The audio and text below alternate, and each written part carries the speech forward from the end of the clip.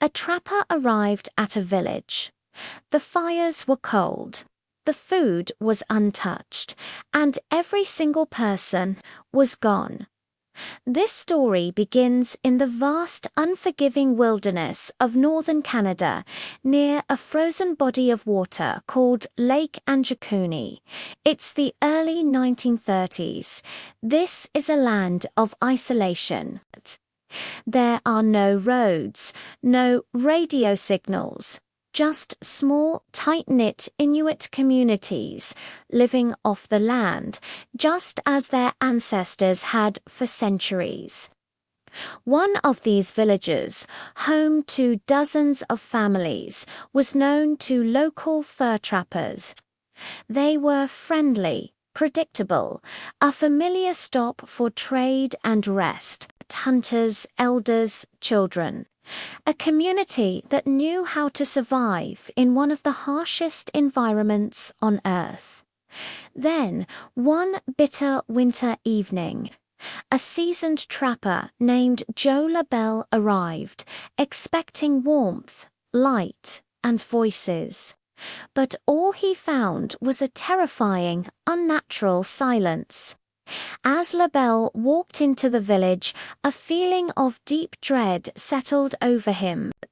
He called out, his voice swallowed by the empty air. No answer. He moved from hut to hut, pushing back the flaps. Inside, the scene was even more chilling. Pots of food, some still half prepared, sat over long dead fires. Crucially, priceless fur clothing, essential for survival, was left behind.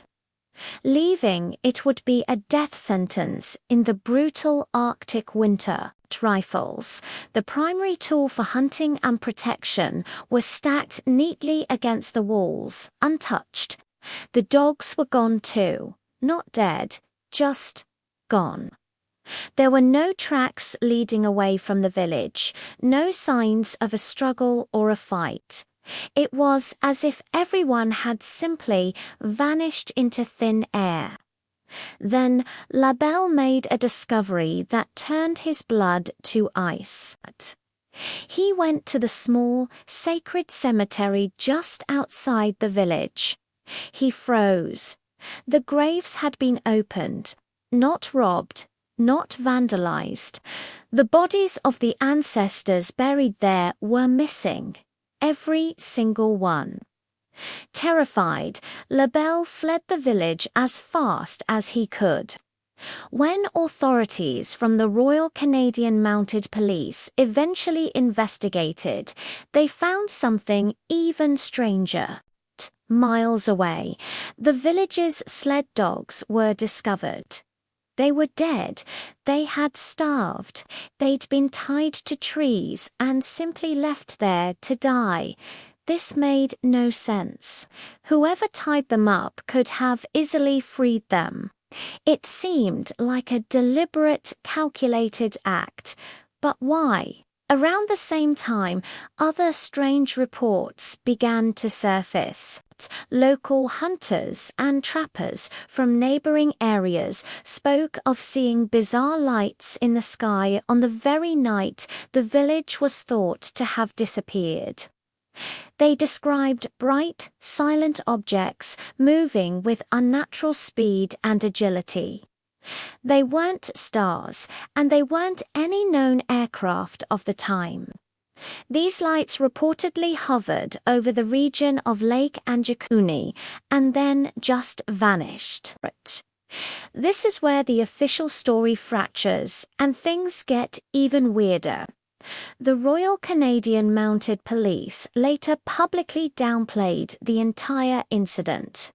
They released statements claiming the village never existed, that Joe Labelle's story was an exaggerated tall tale.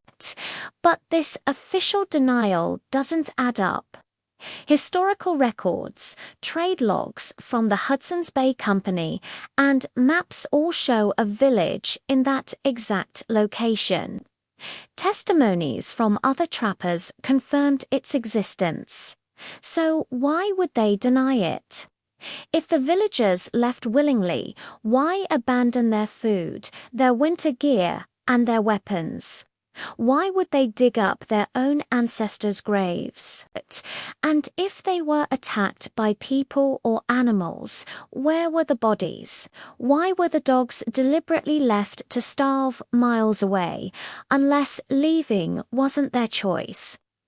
Several theories have tried to explain the mystery. Some suggest the entire community simply migrated to a new location, but no neighboring tribes or settlements ever reported seeing them arrive. A sudden fast-spreading disease has been proposed, but again, that doesn't explain the complete lack of bodies. Then there's the theory that no one likes to say out loud, the one that fits the eerie details of the strange lights in the sky, that something arrived, something not from this world, something that didn't need to leave tracks. One final chilling detail remains. 4 years afterward, pilots flying over the Lake Anjikuni region reported bizarre compass and instrument malfunctions. To this day, local native groups avoid the area.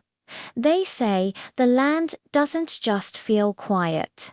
It feels empty, as if something vital was removed from it. An entire village erased from existence. No warning, no struggle, no remains. Just cold fires, open graves, and a silence that has lasted for almost a century. Whether the story was officially buried or deliberately covered up, one thing remains true. People lived there. And then, one night, they didn't. Some mysteries don't end in death. They end in disappearance. And in many ways, that's so much worse. Thank you for watching.